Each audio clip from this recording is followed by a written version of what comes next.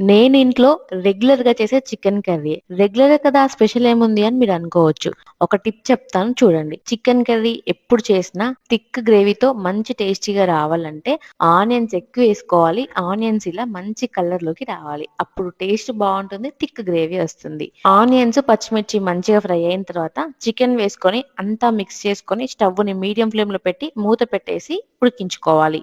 తర్వాత మూత తీసేసి అల్లం వెల్లుల్లి పేస్ట్, పసుపు వేసుకొని, అల్లం వెల్లుల్లి పేస్ట్ పచ్చివాసన పోయేంత వరకి మంచిగా మిక్స్ చేసుకొని, రుచికి తగినంత ఉప్పుని, కారంని, హాఫ్ స్పూన్ ధనియా పౌడర్‌ని, పావు స్పూన్ గరం మసాలాను వేసుకొని, అంతా మిక్స్ చేసుకొని, స్టవ్‌ని మీడియం ఫ్లేమ్‌లో పెట్టి 10 మినిట్స్ పాటు మూత పెట్టేసి మధ్యలో మధ్యలో కలుపుతూ మనం వేసిన ఉప్పు, కారం చికెన్‌కి మంచిగా పట్టేలాగా మిక్స్ చేసుకోవాలి. ఆ తర్వాత మన గ్రేవీకి తగ్గట్టుగా వాటర్ వేసుకొని దగ్గర పడేంత వరకి ఉడికించుకోవడమే. ఫైనల్‌గా కొత్తిమీర వేసేసి స్టవ్ ఆఫ్ చేయండి. చాలా సింపుల్‌గా ఉంది కదా! తప్పకుండా ఒకసారి ఇలా ట్రై చేయండి. Thank you for watching.